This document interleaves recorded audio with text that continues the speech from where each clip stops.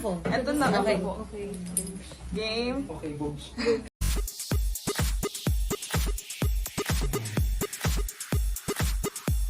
Mga sisiw kinilig sa titig ng kanilang amo na si Ken sa magandang dalaga na si Jeda Abanzado. Saka na ako magselos kung ganyan na ako kaganda. Nakakaaliw nga ang basahin ng mga komento ng mga supporters ni Ken sa video na ito matapos mapansin umano nila ang nakakatunaw na mga titig ng kanilang amo kay Jeda. At ang ilan naman ay abot hanggang langit umano ang kanilang pagkakilig sa dalawang ito. Sa video nga nakuha mismo sa araw ng concert ng Mahalima Boy Sayo makikita at maririnig ang SB19 na masaya at todo pasalamat ang mga ito sa dalaga dahil sa todo suporta nitong binibigay sa kanilang concert. Sa umpisa ng video mapapansin nga dito ang malagkit umanong mga titig ni Ken habang napakagwapong naka-smile pa ito sa dalaga. Watch this.